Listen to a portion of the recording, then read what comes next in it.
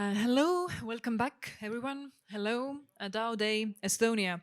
And I will do a quick intro. So we're going to have a nice keynote from Magnus Jones from EY Nordics. And Again? after that, a panel, and then a quick wrap up, right?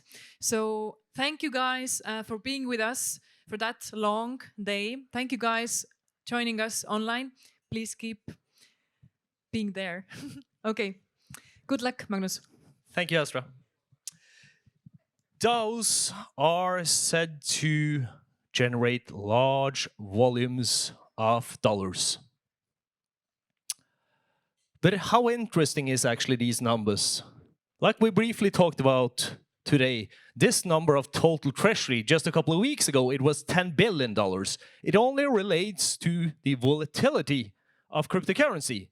So forget about these numbers. Non-interesting. Think more about what I also mentioned here. Token holders growing, but active token holders static. And also this.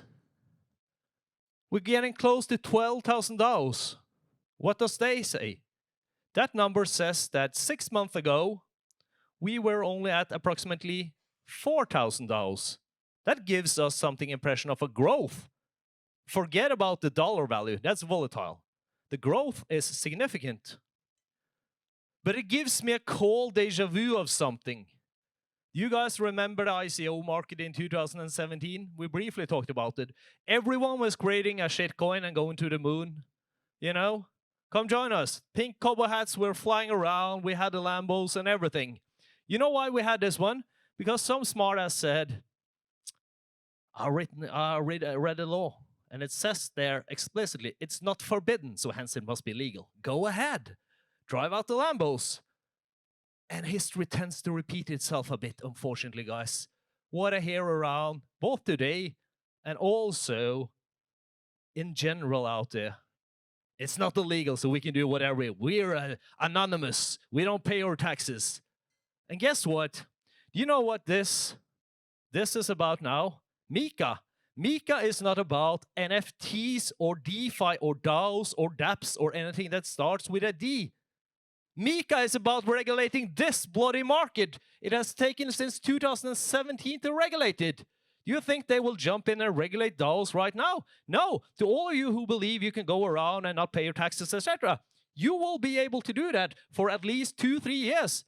Because I've been working with governments all over the world, and I've not met any government who has more than a handful of people who has average knowledge, a little bit more than buy, hold, sell mechanisms of crypto. They know nothing about DAOs. They don't want to know it because it's complex. They don't want to jump into this wormhole. So history, unfortunately, will repeat itself, and I will get back to it because the tax authorities is also a key player within this landscape.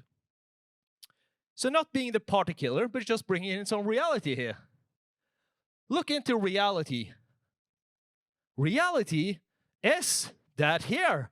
This is monthly unique DeFi users. Forget the millions you see there apparently who has some tokens who doesn't do any voting.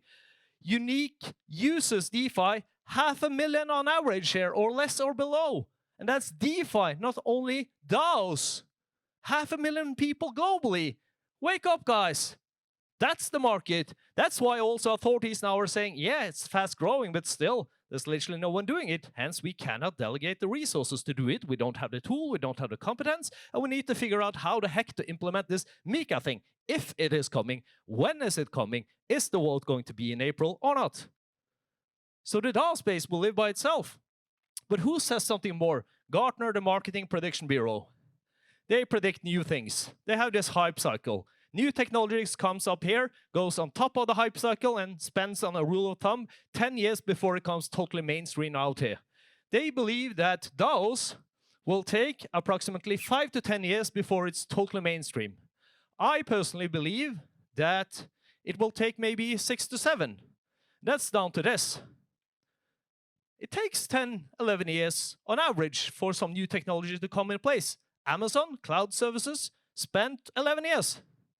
And then if we say everyone mixes this up with this Bitcoin crypto thing, came in 2009, why the heck isn't this mainstream in 2020, this blockchain DAO DeFi thing?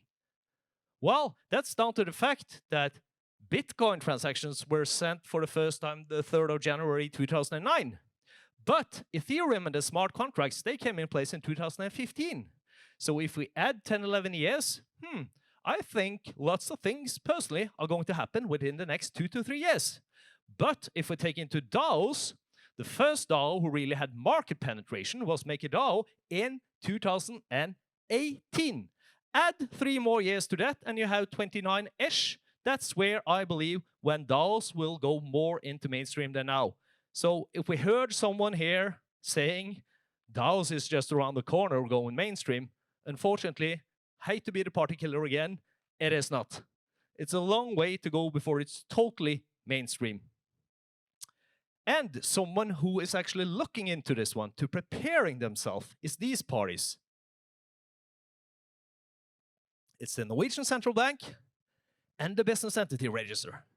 The Norwegian Central Bank is doing like everyone, creating a CBDC. They're in their test phase 4 now of their CBDC project.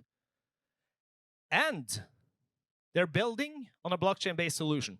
They're building on Hyperledger, but something called Hyperledger BSU, which talks the same language as the Ethereum blockchain. And the more interesting part is the Business Entity Register. This is very small, you cannot see it. You can have the slide from me, it's an official slide.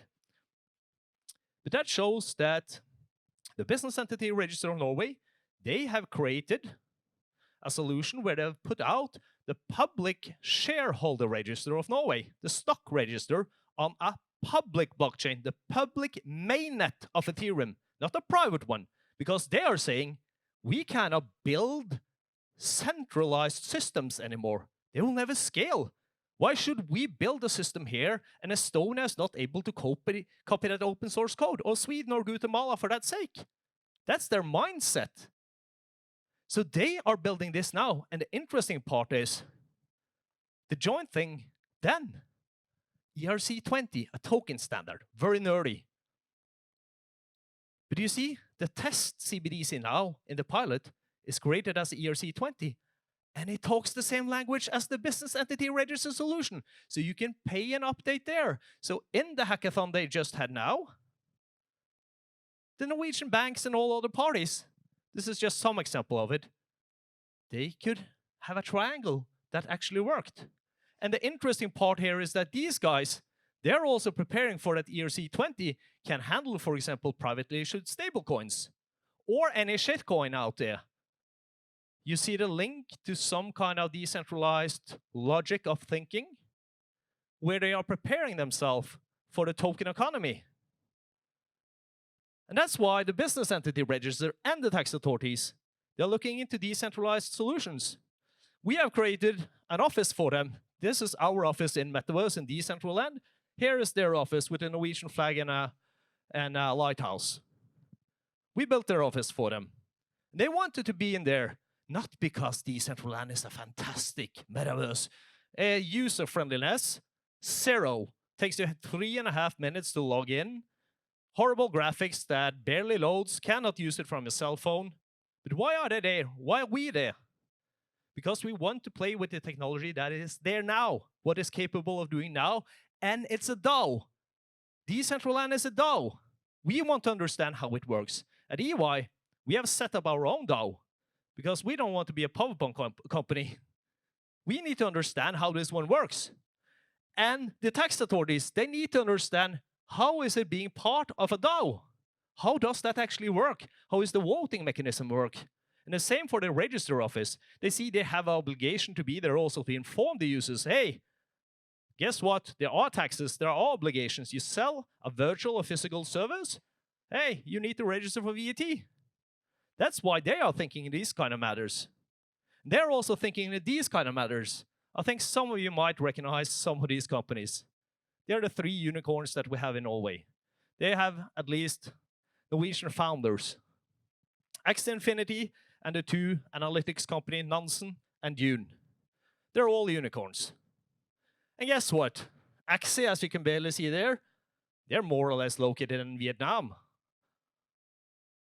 Nansen, well, they started out in Barcelona, then Hong Kong, now Singapore. It's actually a guy who I worked with together in EY, Alex Svanovik, who started it. His father is our legal counsel, actually. But also Dune, they're in Norway, but they're considering other structures. We're working with their tax sort of thing. So it means, and the founder just moved to Switzerland now. But these guys, they are looking into other business models because they're actually paying their employees in cryptos.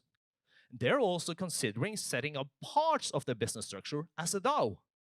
And when Norwegian governments has already lost out on this one, in terms of think about all the hundreds and thousands of employees they have, which could have brought revenue of income for tax paying, for employment fees, for VTs, for whatever purposes for Norway, they're gone.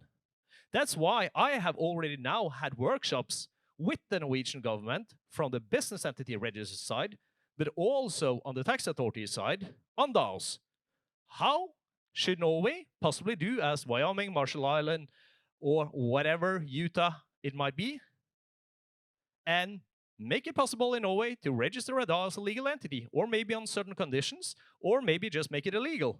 We have to understand it, because when these guys are big, they're coming in, we need to understand the implication. Should we allow them or not? So I also had workshops with all the head of the Nordics on the business register side, and also on the tax authority side. How the heck do we tax it then? That is the one that is going to be the driver here. Because there's lots of tax and legal elements. And I will save you from the horrible nightmare of digging further down to that one than we have already done today. We have IP rights and terms and conditions and the smart contract reviews and all of these things. But one of the main thing here is sort of the jurisdiction. Who is then entitled in a decentralized world to tax something or enforce something? And I believe that Metaverse is going to be one of the drivers here. This is our office in Decentraland.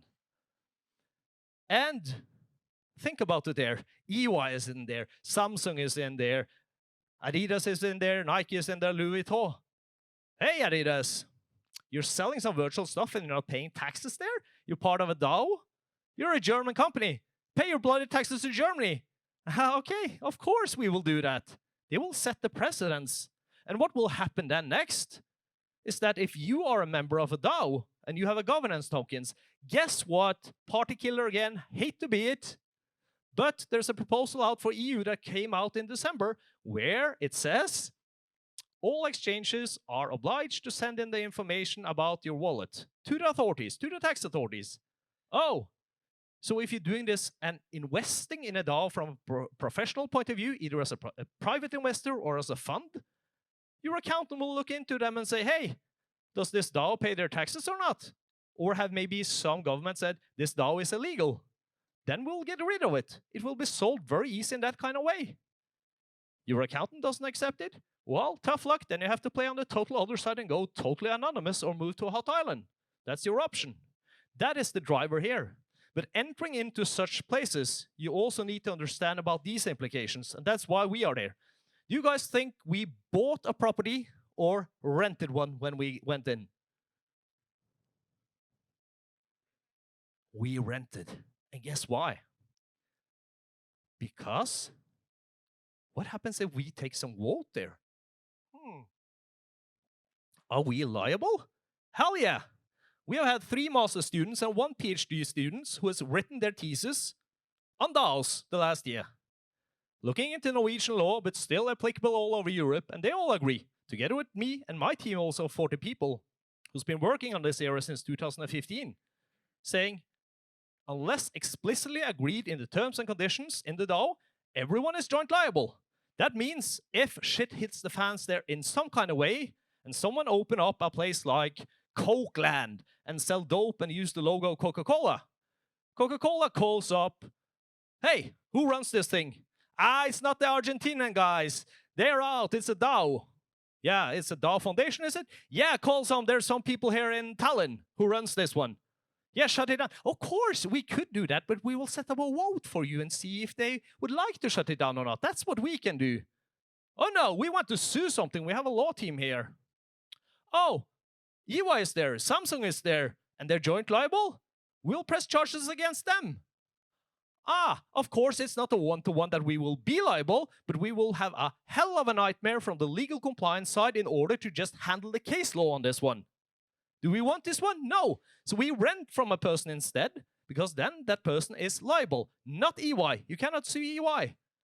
And we stay away from the voting, because then we have not taken an active role. You have to understand when you enter a DAO, the risk around this one. It's very important, but very few understands it. But what we believe in at EY is that this thing is not like we are the party killer. We just bring in the realism because we're working hands-on with everything here. We believe in this thing. We believe that this will hit into the supply chains. We believe that we will have an infrastructure on bottom here where we will use decentralized finance. The market will be open 24/7, but it will be a mix of Bitcoin, shitcoins, stablecoins privately issued, and CBDCs. And some of our largest clients worldwide, they started to prepare in that perspective we looked into. You remember 2 to 3 to 5 to 6 years on different elements, because they also see what's coming from the government side on the ESG perspective, environmental, social governance. They will not be allowed to ship a container to some place and have it there and send it back empty.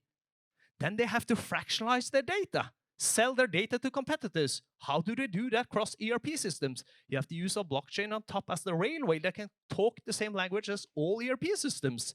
Then you have the decentralized systems and the decentralized operations. And in that structure, we are totally sure that the mechanisms of DAOs are going to play a key part in that setup. Not tomorrow, but over time, more or less in the perspective of 6 to 7 years is our bet. So I would say, to round this on up, be curious as not only the Nordic blockchain lead, but also the innovation lead at our tax and law firm.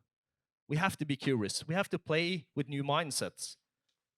But also, while doing this one, as said, understand risk versus reward, and don't ignore the tax and legal part, because it will hit you. Not today, not tomorrow, maybe not in a year, but they will open retrospectively cases, just as we see American rock stars are now being prosecuted by US authorities because they went into the 2017 ICO market. That's the facts out there, unfortunately. So I would say also be that curious to see, imagine a world that doesn't exist yet. Because I think it's very important to do what is possible now, like build the shitty decentralized solutions, to learn from it, and create the next. You are the one that can create the next, the future. But also then, like Norwegian governments, as the example here, with many others, prepare for the beyond.